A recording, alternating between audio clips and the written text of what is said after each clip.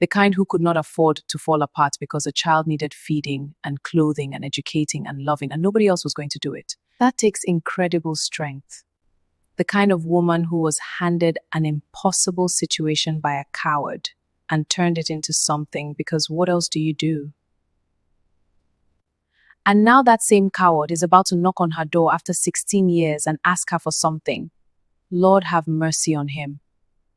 Because I doubt she will. If he goes there and she says yes, if she lets him have the boy, that child is going to come to my house. And I'll have to look at him, Sandra. A 16-year-old boy has his father's face. And his mother's story had absolutely nothing to do with any of this. And I'll have to decide what kind of woman I am going to be in that moment. And what kind of woman is that going to be? I don't know yet. I know what kind of woman I want to be. I want to be the kind who does not punish a child for the sins of his father. That's a very strong principle. I want to be decent.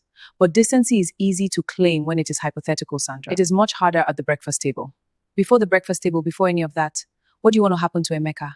I want that woman to make it as difficult as possible for him. I want her to make him stand in every uncomfortable truth he has run from for 16 years. I want him to have to earn it, every step of it, until there is nothing casual left but how he walks into that woman's life. I know that might not be Christian or gracious answer. But you asked me what I want, and that is it. Ada, I think God himself would understand that answer tonight.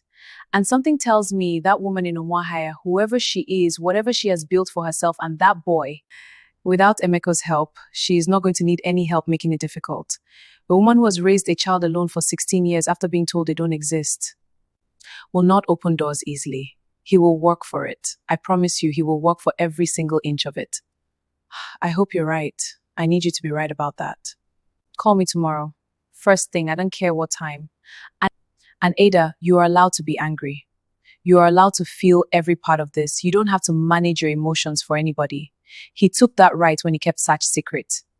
Sandra, I don't want to see myself in that house tonight. My dear, I love you. But you will go home for your girls, not for anyone else. And please don't stare at the ceiling all night.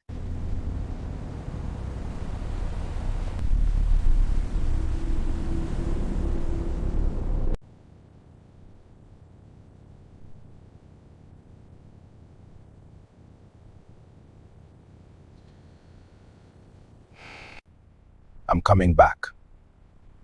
I am going to come back and I am going to knock on that gate. I will.